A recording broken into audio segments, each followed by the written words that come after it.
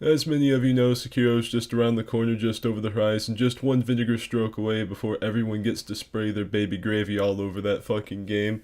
And some people are really on the fence about it. They don't know whether they want to buy it, shit on the game without trying it, or just ignore it and pretend it never happened.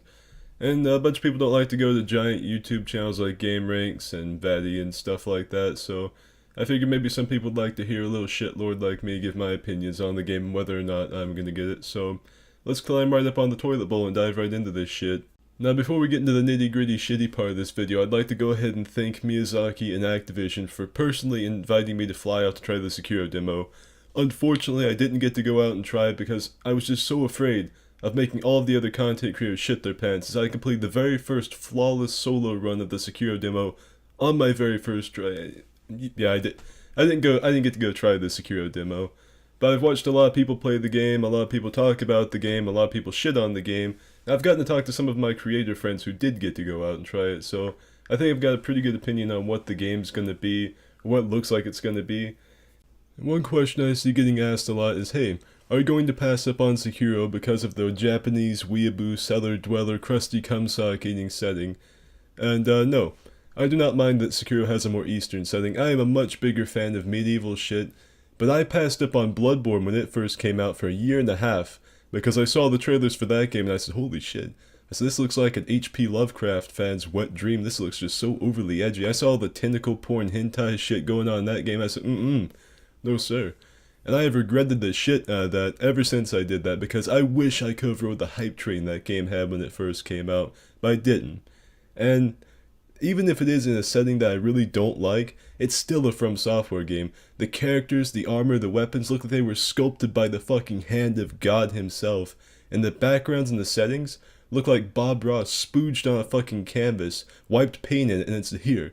My son Miyazaki-san, use this shit for your videos. The game looks beautiful in every regard, and it doesn't really bother me that the setting is more Eastern. Some people that's going to turn them off if they're really hardcore DS Volt type dudes, but you know, it doesn't really bother me that much. I don't think it's going to bother a whole lot of people when it comes to buying the game. A lot of people ask, of course, how's the gameplay? And the gameplay is definitely a variation from the norm, but it's still Souls flavored. It's got its own unique things like his fucking quantum turbo mechanical arm, Finn from Adventure Time ass looking thing that can help him have a lot of sticky situations. And the game is definitely its own unique thing, but it's still a From Software game, and it does have a lot of used re-assets, which you would expect from it, of course. Like, what is that? eBay. Recommended for you, t-shirt launcher. I will look at that later. But anyway, it's a From Software game, so it's going to have reused assets. For instance, when he transforms into his weapon axe arm looking thing, where he turns into Paul Bunyan and starts hacking through the samurai of the East, its animation looks a lot really similar to an axe transformation in Bloodborne. When he turns his arm into a fucking Metal Gear Solid flamethrower ass looking thing, it looks like the pyromancy spells in Dark Souls where you burp flames at people. When I heard a big ass like 8-foot tall Hulk Hogan samurai about to chop the protagonist in half, his fucking battle cry sounded just like Father Gascoigne. Point is the game is gonna have a lot of familiar things to Souls players, but it's gonna have a lot new that they've brought into it. They've really tried to make this different. What they did to Bloodborne has been turned up to 11. They have made a lot of variations and changed a lot of shit with the game, and the gameplay looks good.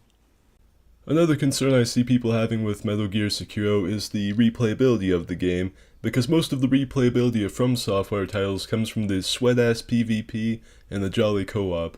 You know, people that like to ape through the game with the Zweihander and the sweat-ass dudes who like to try and stop him. And Sekiro's not going to have either of those two things, because Sekiro is an entirely single-player experience. There's no multiplayer whatsoever. And I think that's definitely going to hurt the game's replayability, because most people are only going to play through the game once, twice, maybe 3 times. But I think if they do it right, and add enough skill trees, enough paths for the player to take, make the gameplay fun, and have enough endings, people could play the game a ton. For instance, back when Dark Souls 1 came out, way back when, I didn't have internet. I had a PS3, the game disc, and my dick in my hand. I didn't have any friends to play with, no multiplayer. And I really loved the game. So what I would do is I would make tons of different characters. That's where all these stupid ass names I have for my characters now come from. I would make like a dark paladin, but he has an acorn penis, so he falls to the temptation of the dark. I'd make a barbarian who kills people and eats the testicles off of their foes to show respect. Stupid shit. That's where all these character names like Contorgadus, Gortoglaboth, Contobador, fucking Himgolbo, that's where all these stupid ass names come from. Are those old characters I made way back when. So I think if From Software can capture that same thing they had with Dark Souls, when if I see my character in the game get corndogged, I better grab my own asshole in pain. If they can capture that same thing, I don't think there's going to be an issue with replayability. I don't think it's going to be a pump and dump one-shot type game. I think you can at least play through it a few times. Now, for the PvP and co-op type junkheads or people that just like PvP, I mean, they're kind of shit out of luck. They're going to have to stick with Dank Sauce 3. There's not really anything you can do about that, And then, of course, for streamers, for entertainment, there's going to be they're people. They're going to find something to stream about the game. You know what I'm talking about. The naked backstep R1 only no hit runs while I play on a Guitar Hero controller that I'm playing with my nipples while a cow eats out my asshole. It's these masochists who like kicking fucking toothpicks in the walls while they're jammed under their toenails. They're gonna find something to stream, so I wouldn't worry about the entertainment value. And then of course you're gonna have the lore masters like Vaddy, Silvermont, all these types of people inspecting every little thing in the game. This character has a cum stain on his hand. This might suggest that he's the there's going to be entertainment, there's going to be replayability. I wouldn't worry about it too much. And I know this video is getting super long now and super rambly, but there's one more thing I'd like to talk about before I end it. Something I see people asking other YouTubers a lot is how difficult is this game? How hard is it? Especially since I can't summon in my friends to carry me through the game now. How difficult is the game? And almost everyone has replied with something like this.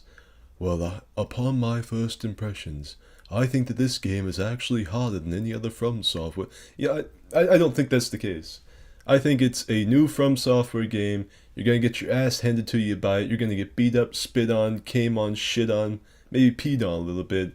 And then once you've had that happen and you know how to avoid all that kind of human excrement and stuff, you're going to get good at it. You're going to be a fucking maven. You're going to be a master. You're going to be the zenith of humankind in the game.